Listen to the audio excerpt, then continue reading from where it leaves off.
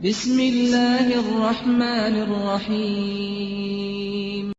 Hadirin sekalian, kita lihat sekarang ini mayoritas umat Islam rata-rata kena penyakit 5 minimal. Katanya Syekh Abdurrahman Al-Yamani. Yang pertama, at-taqsir fi badlil wus'i. Lemah di dalam mencari kebenaran. Kelemahan itu ditandai dengan malasnya datang hadir ke kajian. Bahkan kalau tidak ngerti, Pak, maaf, subhanallah, ada orang baru beli komputer, nggak bisa buka, itu temannya diteleponin semua, suruh hadir cepat, Pak, tolong Pak, bantuin komputer saya, Pak. Baru beli HP, nggak bisa buka, nggak bisa ngoperasikan, mondar-mandir datang ke tempat jual beli ini tokonya. Sekarang nggak bisa sholat, mondar-mandir nggak ke ustadz. Sekarang nggak bisa tata cara wudhu, mondar-mandir nggak ke ustadz. Bahkan hadirin sekalian, ya sudahlah. Cenderung kalau beragama pakai aliran Jabriyah, kalau berdunia alirannya Qadariyah, nggak percaya takdir. Kan gitu, Pak. Pasrah. Pak, kok nggak ngaji, Pak? Ya udahlah, Pak. Saya mudah-mudahan ya seperti ini, jangan-jangan surganya lebih baik. Dan orang yang sombong-sombong ngaji itu belum tentu, Pak, surganya, Pak. Nah itu, gitu dibalik-balik. Coba, Pak, nggak ada kerjaan di Lombok, lari nggak ke Surabaya kalau ada peluang, lari nggak ke Jakarta kalau ada peluang, lari nggak ke Mekah, Madinah kalau ada peluang, lari dijamin. Tapi nggak ada ilmu, lari nggak ke Surabaya, lari nggak ke Jakarta, lari nggak ke Mekah, bisa dihitung jari. Ini taksir. Yang selanjutnya nomor 2, at-tamassuk bima laysa minal haq. Ini problem, Pak. Problem di antara sekian problem umat secara umum, berpegang teguh terhadap suatu yang nggak benar. Coba sekarang saya tanya, jamaah masjid hilang separuh, mereka nyari nggak? Geger nggak jamaah masjid? Bahkan kampung semua nggak sholat, tenang aja. Beduk hilang, rame nggak? Hah? Gimana, Pak? Saya tanya, beduk hilang rame nggak? Wah, kiamat tuh kampung antum. Itu jamaah itu, Pak, hilang separuh, tenang.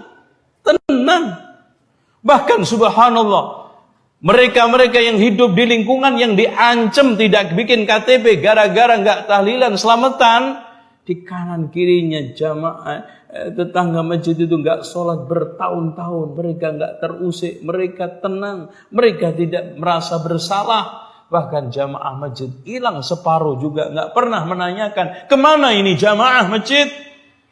Tapi itu, Pak, beduk sama kentongan hilang, wah rame. Iya, tasbih hilang aja rame kata bapak ini. Nah, selanjutnya penyakit yang ketiga, al-i'tidad bi tarjihin nafs alladhi yakunu mansha'uhu al-hawa. Ya. Orang kebanyakan mengikuti hawa nafsu, suara hati, suara jiwanya, padahal kebanyakan adalah hawa nafsu. Perasaan, Pak. Dasar utama dia di dalam menentukan apapun perasaan yang kebanyakan mansya'uhu, kata Syekh Abdurrahman Al-Yamani, mansya'uhu al-hawa. Sekarang saya kasih contoh aja. Pak, kenapa Bapak tahlilan? Ya, daripada mereka sepi, nggak ada temannya, ya sendirian, ya dihiburkan mah dapat pahala, Pak. Dapat pahala. Terus nanti dibaca-bacain doa, mosok 500 nggak nyangkut 10. Perasaan. Terus saya undang sekampung kan, masa sih Pak di antara mereka ratusan itu nggak dikabulkan doanya oleh Allah. Terus di samping juga silaturahmi, kirim doa, kirim pahala. Yang sekarang hadir rumahnya ngasih sedekah, itu kan bagus semua. Perasaan. Pakai jilbab dasarnya perasaan, sholat juga dasarnya pakai perasaan, wudu dasarnya pakai perasaan, bahkan nikah cerai dasarnya perasaan. Yang itu muncul dari hawa nafsu semua. Ar-rabi, yang keempat, adamur ruju' amma yatabayyan anna ghairahu awla bil haqqi min. Tidak mau rujuk, padahal orang lain yang menjadi rivalnya itu lebih berhak untuk kebenaran, lebih berhak untuk mendapatkan kebenaran, menyampaikan kebenaran, dan jelas.